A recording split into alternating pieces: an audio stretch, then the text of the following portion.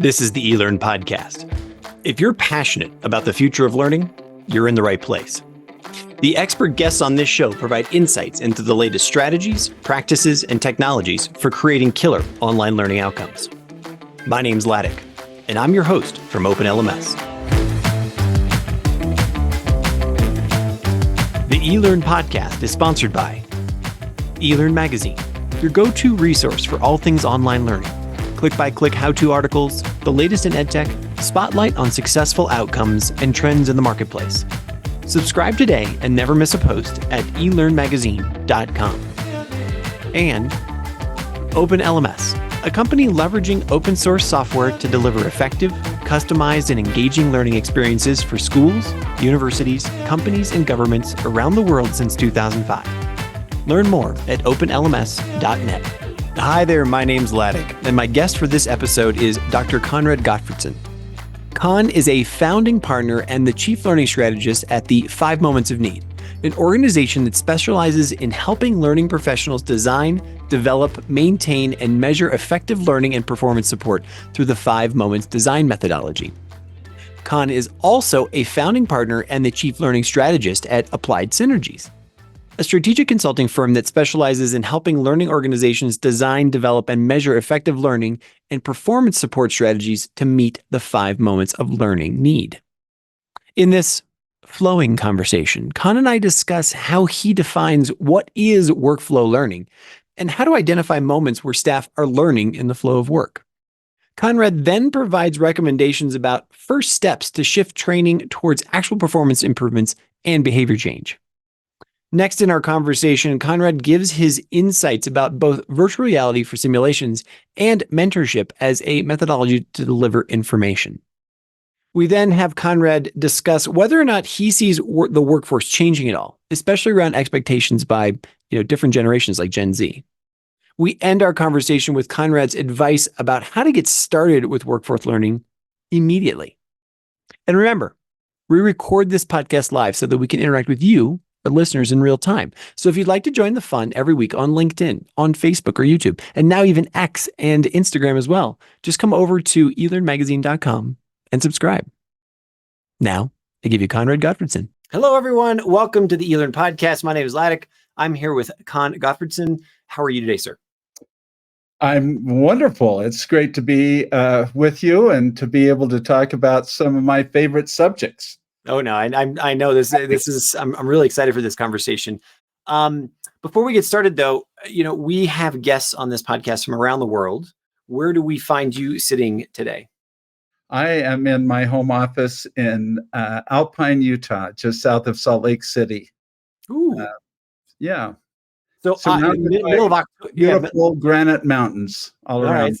So middle of October. Has snow already fallen in? No, not yet. In the high country, we've had some snowfall. I was up in the mountains the other day and ran into some snow, but the leaves are just falling from the trees. A beautiful color here right now.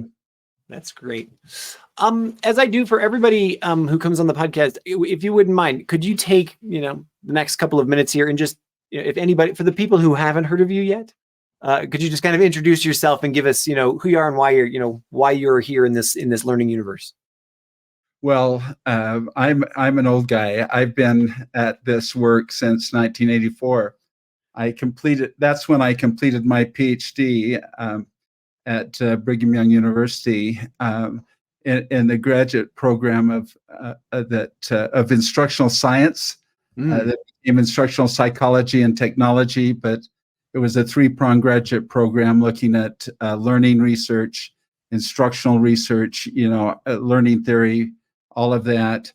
Secondly, evaluation, and third, evaluation measurement, and third, of course, is instructional design. And so that took me into the real world, a job in 1984, where I came face to face with the realities of organizational learning and realized that that's very different from institutional learning. That we see sometimes the academic world. So I've spent my entire career since working with organizations, helping them figure out how to be more effective in enabling effective performance on the job, which is what learning is all about. Fantastic. I love it. And you are one of the founders and the authors of the 5 Moments of Need, right? Yeah, well, that's what I discovered my first week out of graduate school, was that there was more to learning than learning new and learning more. And that there was this amazing moment called apply, when people have to do something. And then in that apply, there's the moment of change when things change, or solve when things go wrong. So that just emerged in 1984 in the real world of work. And that framework then began to shape everything that I've done since, and brought about the development of a very powerful instructional design methodology. Fantastic. One question I wanted to ask you, because I've seen lots of PhDs at the end of people's names, but I've never seen an RWE, and so I don't know what that means. I hate to call myself out, but what's RWE mean? That's real world experience. Nice. And without real world experience, that PhD isn't worth a lot. It got me started, and it certainly helped me develop a discipline to challenge the status quo, and the skills that I need to look at research and challenge it, in all of that. But the real growth, the real development of my professional career has been in the real world, and that real world experience informs everything that we do. Fantastic. And I would just want to, as you know, we're broadcasting this live right now, and so we have a comment here. I just wanted to acknowledge Yulia Shaltanova for saying hello. She's just chiming in, saying she's excited for this conversation, which is great. Good. So what we want to talk about today is what is true workflow learning. So over here at OpenLS, we have Love the Way You Learn. There's lots of organizations that are out there in the learning space saying, workflow learning is where it's at. And that's where, you want to focus a lot of your time. It may not apply so much to the higher education space, or not, but how do you define this? How do you define what is workflow learning? What does that mean? Well, for us, there's a huge difference between learning from the workflow and learning while in the workflow doing your work. And so the real power of workflow learning is learning while working. That's very different than my just being in the workflow and my accessing a little video or a brief learning clip, micro learning element, if you will. That's because I stop work to learn then. Maybe for a short amount of time, but anytime I stop work to learn, that is costly to an organization, and it's one part of learning. But what we do formally in the world of formal learning just initiates the learning process. There is so much more to learning than that initial stage of bringing into our brain information and figuring out how to act upon that information. Real learning happens over time as I develop expertise. At the moment of apply, when things go wrong, moment of solve, when I unlearn to relearn, which all happens in the workflow. And I might learn new and learn more through the experiences that I have. And I can actually do that with the right kind of support, where I haven't ever done anything, but at 2 clicks, 10 seconds, I get to the steps. I follow those steps, and I complete a task. Well, I've learned something. Now, when I do that 5 times with the help of that in-place support system, am I learning? Absolutely. And so learning while working is at the heart of workflow learning. Not suggesting that accessing micro learning elements and so forth isn't a part of it. But the more that you stop work to learn, the closer you are to traditional learning. You've just broken it up and spread it out over time. Hi there. I'm sorry to break into the show right now, but if you're enjoying this show, if you are challenged, if you're inspired, if you're learning something, if you think that you're going to be able to get something out of this to put into your practice, do me a quick favor. Pause right now and just hit subscribe on your podcast player right now. It doesn't matter which one, just hit subscribe, because that way it'll make sure that you never miss an episode in the future. Thanks. Now back to the show. Does that make sense? It makes sense. And so I want to break down, like, let's just maybe take me through either a client that you've processed that you've worked with or whatever, where, how do I identify moments where my staff are learning in the flow of work?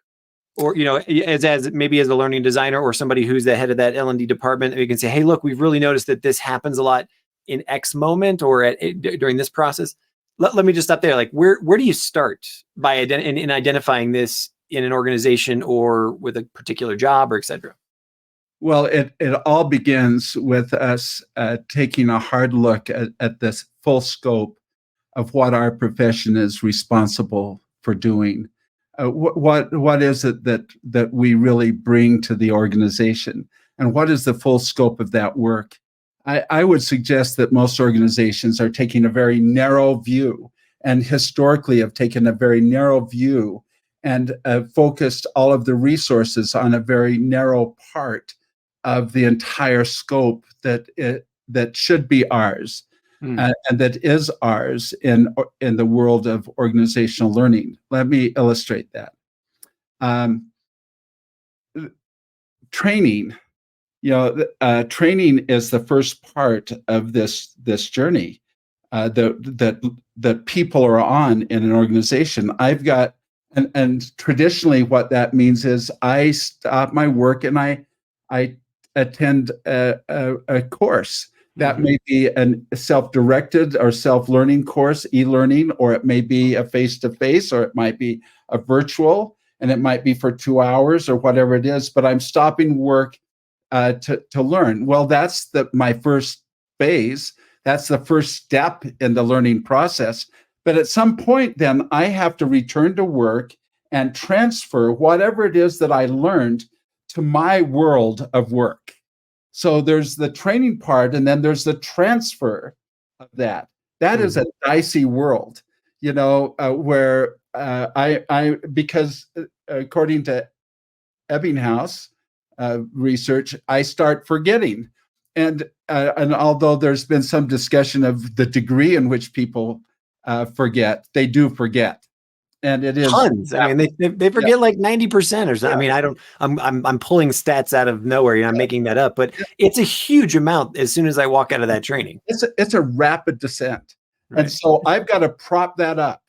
And few organizations today have built into their whole learning process a support infrastructure to support a learner, that once that learner leaves the classroom, of whatever that classroom is, that learning experience that supports them to that journey of personal competence. I may have achieved some level of mastery in my learning, but I've got to transfer that to real skilled performance on the job. So there's transfer. And then once I have fought and battled my way to where I can really perform, then I'm in the sustainment phase, right? Mm-hmm. If I don't do something for a long period of time, I may forget, or things change. And if I've been doing something over and over and over again to where it becomes automated in my skill set, and suddenly I'm asked to no longer do it that way, but to do it a new way, that is one of the most significant training challenges that any performer faces, to unlearn a deeply ingrained skill and replace it with a new one. And you're not going to do that with just formal training. You can't. No organization can invest in it.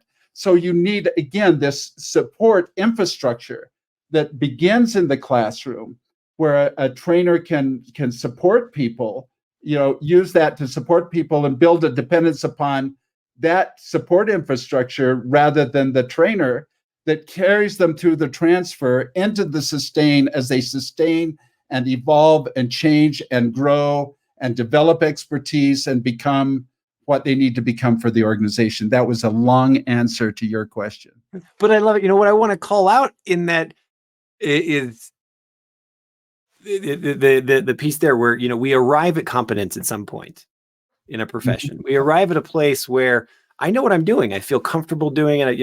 And you get that routine. But then you said, the most difficult thing is to unlearn and then actually make that shift, right? And we're experiencing that in such upheavals, over the last, year here with the the intervention of AI, but also just in general over the last 5 to 10 years, as more and more technology and more pieces come into our workplace with the pandemic, et cetera. Yeah.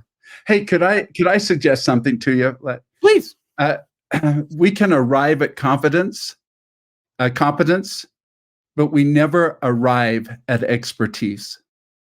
Well, so this is, but and again, you like literally just, what I love is that you just went where I was going. We're having a great synergy here in that I'm wondering is this what we call a mindset? Is this a place where you get to and say, hey, look, I'm always going to be, there's always that tender edge, right? Of I need to be either lifting or growing or expand, like somehow, am I getting that right? Yeah. So I've been in a few years ago, I had to have a heart valve replaced. And it was a genetic thing from childhood. And the doctor told me at any point your valve could just fail. And that's not a good thing. So he says, you need to have it replaced. And I said, well, do you have some recommendations? And he did, of who I should have replaced my valve. Now, I wasn't interested when I began talking to those physicians and their teams about who was going to replace my heart valve. I didn't care where they went to school. Mm-hmm. I didn't care about the grades they got in their classes. What I cared about was their experience and their expertise. I wanted to know, how many of these surgeries have you done? And how successful have they been? Tell me how your team has worked. I wanted expertise. And expertise is something that continually grows as we work in an area and things go wrong. And so we fail and solve. When we change and grow, when we, at the moment of apply. And we haven't focused on building and putting in place an infrastructure that builds expertise, and feeds expertise, and shares the expertise of others with those who have less expertise. And that's what that infrastructure, we call it a digital coach. It's a really, Gloria Geary came up with the definition of what she called an EPSS, which is what we call a digital coach, which can do all of that. Mm-hmm. Can help us in the train, transfer, sustain, and can make the difference and continually build expertise. That's what she envisioned in 1990. Wow. That we're just barely seeing now emerge as a very powerful capability. Sadly, there are so many organizations that are so caught up in the train piece and investing everything in these training events that they don't understand this broader responsibility that we have to enable and sustain effective job performance in the flow of work and to grow people's expertise in their capacity to do that. So we've arrived at a place where, let's just assume at this stage, that we're working with a client or you're working with a client who's recognized this, right? Who says, we need to shift. What's your first recommendation about those first steps? Is there a diagnosis process? Is there a let's look at what we do, or is there hey, we just need to completely wipe the slate clean and kind of restart from scratch? Oh, no. I don't ever believe in starting from scratch. That's a scary proposition. Not too long ago, I published a blog article. It began by praising what we do in the world of training, and I've since wondered if it was a mistake, because it didn't garner as many reads as sometimes when I'm challenging. You know, but what I was trying to suggest is, yeah, let's broaden our view. We can, with the right methodology and the technology in place, with the same level of effort and energy that we're spending right now on building these stellar training event-based solutions, we can actually build a comprehensive 5 moments of need solution. We can, with the same footprint of effort. We just have to do it differently. And that's what has driven the development of a methodology that we call Enable. It's an instructional design methodology. It's flipping ADDIE on it's turning ADDIE into an agile instructional design process. And so in Enable, the EN is engaged to align. That's where what we do with an organization is we look at the challenges and the opportunities that are driving requests for learning, and what are the measurable outcomes up front. And that drives us to then moving into the analyze to design phase, the A part of it, analyze to design, where you analyze and design simultaneously. And that's where we map the workflow, and where we develop the learning experience and performance plan, and do all of these things so that you can rapidly then align your learning experience, what you have, with the workflow. Can I just, those who are listening, one of the greatest mistakes that has ever been made in the history of learning is that we have failed to align how we train with how people do their jobs, which requires us to map the workflow up front and then to align training with it. I don't know if anyone has ever heard somebody whisper after training, listen, forget everything that they told you in training. I'm going to show you how it's really done here. Well, that is the true test, or the example of where training is not aligned. Training can be performance-based, but still not aligned with how people do their job. And it's like if I were to ask you to recite the letters of the alphabet backwards by every third letter. Go. Woo! I couldn't even begin. Z, the W, I don't know. Yeah. And the reason why is I'm asking you to retrieve from your memory information in a way that is different from how you encoded it. Right?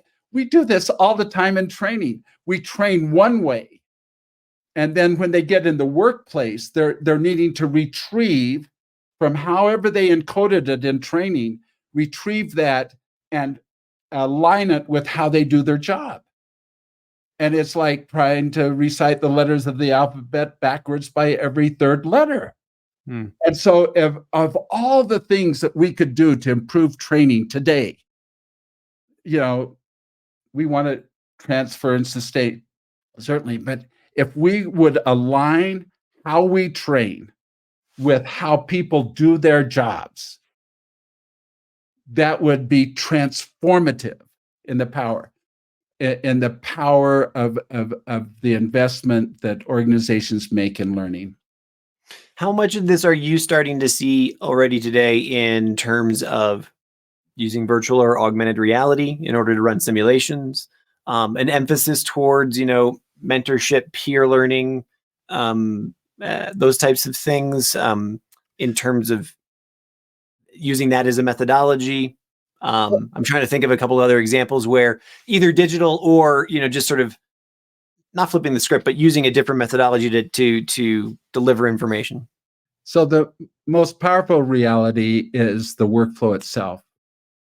Sometimes we can't practice in the workflow because of safety issues or because of the uniqueness of things. And that's when augmented reality and when simulations and those things make an effort in the learning process.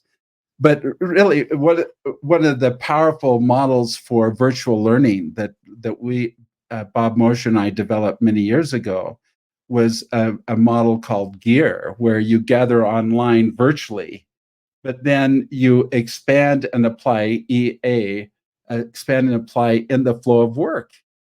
So you have the spaced learning model, you gather, then you have them apply that to their real world of work. That's a great practice. Talk about reality, apply that in the real world of work, and then you report and receive feedback. The learner reports and receives feedback. That's GEAR. So I would just say that, the greatest practice that can ever happen is in the flow of work. The greatest reality where things are ever changing and so forth. As long as you can safely do that. Years ago, I was off Trafalgar Square in London. Nice. In London, yeah. Yeah, and at a bookstore. I'm addicted to books. And I found in this bookstore 16 little books, Learn in a Weekend. And they were the greatest little, under 100 pages, you could learn to scuba dive in a weekend. Well, I bought all 16 books. Flying home, I open up, I'm from Utah, right? I'm going to go to Bora Bora, scuba dive. So I open up scuba dive and I see this word that I had no idea what it meant. And then next to that word, it said burst lungs. And I realized that maybe I didn't want to learn on my own in a weekend if I could burst my lungs. Right. And so what that means is that there are some skills where the critical impact of failure is significant to catastrophic. Those we have to invest in formal learning. And those are where we invest, those where the critical impact of failure is significant to catastrophic, with virtual reality, simulations, as all of that, everything that we have. But where the impact of failure isn't significant to catastrophic, where I can fail and learn from it, that I can push into the workflow directly. I might treat it lightly in training, but not like I would those where the critical impact of failure is significant to catastrophic. And what I can then do is, with the help of a digital coach, with a performance support infrastructure, people can actually, when the first time they have to do that task, they can go to their digital coach and do it. Does that make sense? Makes total sense. Yeah. This handshake, this blend between the formal, what we do formally and informally, so that we can optimize our time in the formal learning, because we simply don't have enough time today to train on everything. But we can take the time and employ the methodology that we need for those critical impact of failure tasks, and then move people, into the flow of work with that infrastructure that I'm talking about, as they transition and transfer into that sustain phase of things. We did this for a client, a global client, consulting firm, and they had a support arm supporting them. They had teams in 3 different countries, 3 different parts of the world. The time to proficiency for those employees, once you were hired to proficiency, was 18 months to become truly proficient, fully proficient in their job. 18 months. They were leaving the job at around 18 to 20 months. Okay. Interesting. Uh-huh. So we implemented a 5 moments of need solution, train, transfer, sustain, this blend that we talked about. And pushing them into the workflow, getting them doing work in the actual work, that blend. Time to proficiency dropped from 18 months the first year to 9 months, the second year to 6 months to proficient. So can you imagine if you bring people to full job proficiency in 6 months, and they're, by the way, they they didn't then leave at 20. I was gonna say, hopefully that also But look at the productivity gain that you have there, right? And what is more, they were more productive coming out of that, and they needed less oversight. Significant impact, because we had a full solution, that accommodated people across those 5 moments of need, that accommodated them across train, transfer, sustain, that blended the workflow and the formal learning in a thoughtful, justifiable way. Mm-hmm. So take me to some of the challenges of implementing this. One that I could think of off the top of my head would be that every single one of these is a custom solution, right? I mean, every organization is going to be different, every team is different, et cetera. So you're going to have to go in and design where can learning be inserted, or how does, again, I don't want to make the mistake of saying you're going to insert these little micro things, right? Because that's pulling them out. But like, how do you work with a team, with a manager to say, hey, I'm going to start putting learning inside this workflow? Like, what does that conversation even look like? Well, that's so here are the great obstacles from our perspective. One, it requires a mindset shift. You have to shift from a learning mindset to a performance mindset. You've got to be thinking about what learning is a means to an end. It is not the end in and of itself. So in 1984, I asked a question that changed the trajectory of my professional career, which was, learning is a means to what end? And I determined in organizational learning, it is the means to enable and sustain effective job performance.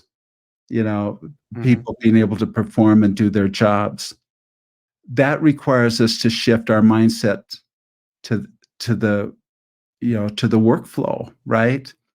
And so the first is the mindset shift. Second is resistance is proportional not to the actual impact of change, but the perceived threat of change. People right now who are focused fundamentally on learning are so overwhelmed with what they're doing now to suggest, oh, you ought to be thinking about transfer, and by the way, and sustain, and there's these other 2 moments or 3 moments: apply, solve, and change. And your solutions now need to take care of all of that. The first thing that happens is people go, I'm sorry, I've got more work than I can do now.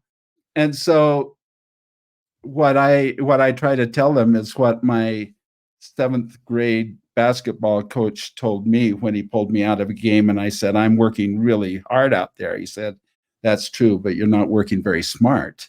Mm-hmm. And because I was just chasing that basketball, and we were trying to do a zone, So the point is that there is a way to work smartly, and it starts at the very beginning in mapping the workflow and then aligning our training with the workflow and performance support. And when you build your performance support infrastructure first, focus on performance first, you build that first, it has all the content, and then you wrap your training around it. And so it's a slow build, shifting your skills. But once you're there, the footprint of effort isn't that great. But the resistance in the world of formal learning, looking beyond these beautiful events that we create, is a real challenge for some. Anyone who tastes this, anyone who steps into this world, doesn't ever want to go back. Right. But stepping into it requires you to shift that mindset. Go ahead. Yeah. So that I guess, are you seeing, is the workplace or the workforce changing at all? I could see these stilted or, sort of structured, expectations around learning in organizations from, my generation your generation, et cetera. Are you seeing that as we look at the millennials, as we look at Gen Z, et cetera, as they've taken over the workforce, at least in the United States, I think around the world, that their expectations for how they learn and what they learn are different? Oh, well, yeah. But see, there are two worlds that we have to address. Anytime we step into an organization and we begin working with the real performers in an organization, they grasp this and love it, and the demand is significant. The challenge is that you've got to work your way into that place through L&D organizations, some of which are very protective of the traditions that we hold.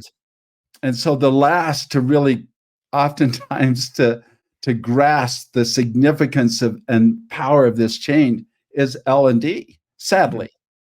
Now, there are remarkable visionaries, and I don't want to offend anyone on this podcast. I love this profession, and I have never worked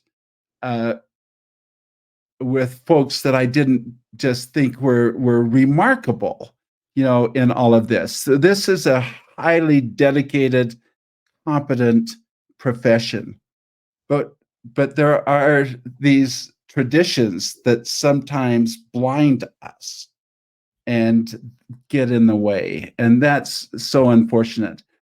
We do at times get invited into organizations by the business line itself. That happens maybe a third of the time, and those are home run hits every time. Interesting, yeah. And I'm not sure sorry, I had the next question there on the tip of my tongue, but so the blockages that you would see in order to get to workflow learning, it sounds like, unfortunately, the L&D department is often, I go, so I found my question again. So what sort of conversations have you had with those people in order to, again, help them become comfortable with the change that you're asking for? Right. And then also see a new identity in how they are supporting learning in the organization, right? Rather than creating trainings and creating, courses, et cetera, but like, being that digital coach, being that, that support infrastructure. Yeah. So here's our experience so far is that they have to taste it, experience it, and understandably so. So we do what we call a rapid proof of concept, where we take a small area and with the methodology help them take an area that maybe isn't as threatening. There's not their careers are not riding on the success of that project. Sure. So like one client, we actually did it for their internal L&D team so that they could actually experience this all, in their own team. And so a rapid proof of concept, just tasting it.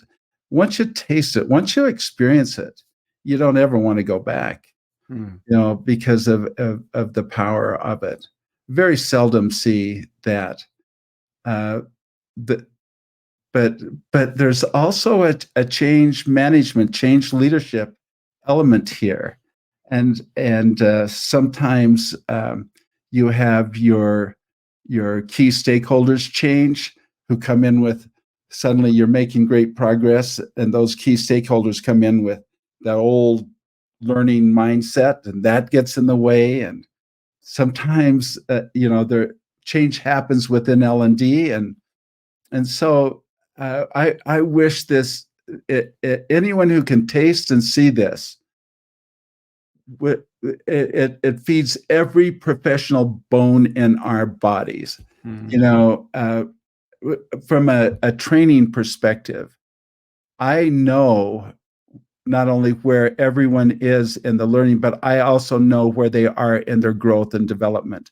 I can measure, because we put this performance support tool and we bring it into the training, and it helps with the transfer, and it's this infrastructure, this digital coach. I can gather data real time because It's aligned to the work. It's supporting people as they then make that transition. I can measure time to effective performance. I can measure time to change performance. I can gather data to understand the real business impact of what we do. And I'm telling you, when you see that as a learning professional, you don't ever want to go back. Mm. Is there any, final question for you here? Is there any advice that you give to L&D professionals that are listening now or will be listening, sometime in the future to the recording of this?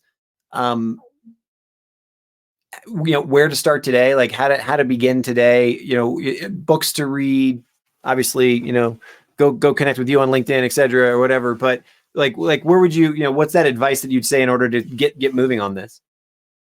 Well, the first advice is I would invite every learning professional to ask sincerely, internally yourself this question: learning is a means to what end? Mm-hmm. And if you come up with the conclusion that it is the means to enable effective performance on the job, then the path is pretty clear. We have it's a nonpartisan. Is that the best way to say it? Workflow Learning Alliance. We've about 1,000 people in it today, but it's an alliance that you can get to at the 5momentsofneed.com, at 5momentsofneed.com, the number 5 momentsofneed.com. You can get that. We also have a workflow learning free digital book that has the thoughts that Bob and I have had about all of this. We're doing our best to just help the world know it. Our mission is, we have a company and we do work, but I'm an old guy and I'm not in this profession a lot longer. And Bob and I just want our profession to be changed for the better in a permanent way. And so the Workflow Learning Alliance, the ebook, all of that is just to help anyone move forward and work with this. So, Con, I can't thank you enough for taking time out of your very busy day to talk with us today. I really, really appreciate it. I love the conversation. I love the reflections, and I love the overall, just as you said, once you get a taste of it, you never go back. I feel like we've all had those moments, those aha moments. And so let's hope for more of those in the near future. And thank you very much. Hey, thank you. Thank you again for listening to the eLearn podcast here from OpenLMS. I just wanted to ask one more time, if you enjoyed this show, if you learned something, if you were inspired, if you were challenged, if you feel like, this is something you can take into your practice, please do me a favor. And right now on your podcast player, hit subscribe. That way you're never going to miss a future episode. Also, come over to elearnmagazine.com and subscribe there as well, because we have tons of great information about how to create killer online learning outcomes. Thanks.